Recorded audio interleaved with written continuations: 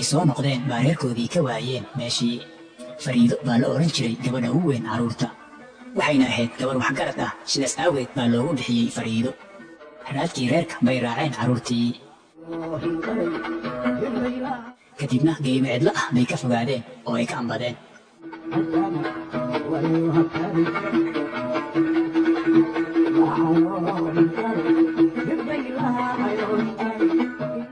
waxay socdaanba waxaa u muuqday aqal meel ku dhisan, say way ku soo leexdeen oo is yidhaahdeen biyo iyo cuno weydiista reerahaas.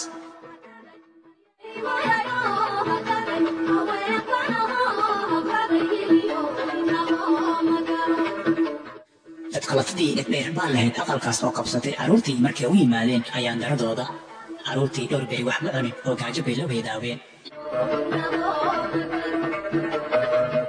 dhegdheer cuno iyo biyo bay siisay carruurtii si ay u cayilaan, kadibna ay u qalato.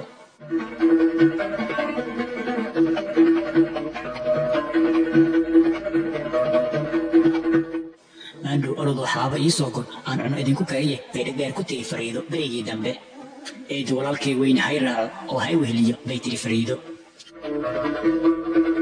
waayahay ee ha fogaanina, soo dhaqsada bay tiri dhegdheer. markii Fariido iyo walaalkeedii weynaa tageen bay wiilkii yaraa dhegta dhiigga u dartay oo beerkiisa karsatay. cadbeerkii ah bay dadqalatadii xog ku cunsiisay gabadhii yareed, intii kalena iyadaa cuntay.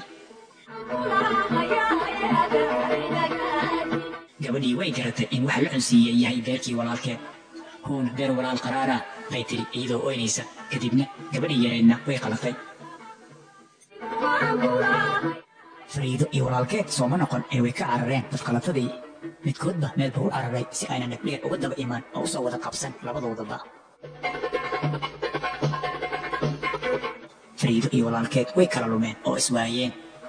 waxay orodada Fariido waxaa ka hor yimid libaax dadqaad ah oo fadhiya waddaday ku cararaysay. Fariido geed dheer bay ka fooshay libaaxii, baalkiina geedkii buu hoos fadhiistay si uu u qabsado oo u cuno markay ay soo degto.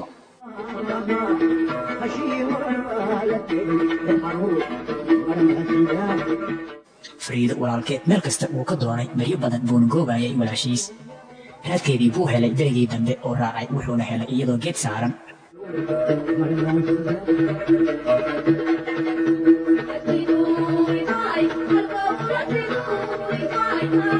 libaaxiina hoos fadhiya.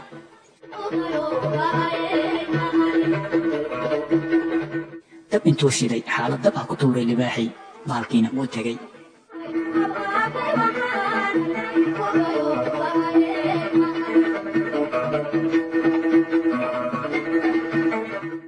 Fariido sidaas baa walaalkeed ugu samata bixiyey libaaxii, oo reereen iyo farxad weyn ay mar labaad isku heleen walaalihii waayo badan kala maqnaa.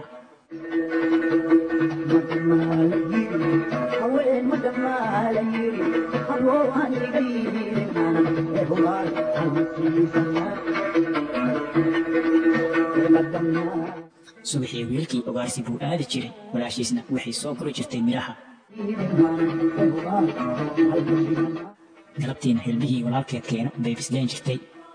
sidaas bay nabad iyo barwaaqo ugu noolaayeen dalkii fogaa ee ka shisheeyey buuraha waaweyn baa la yidhi.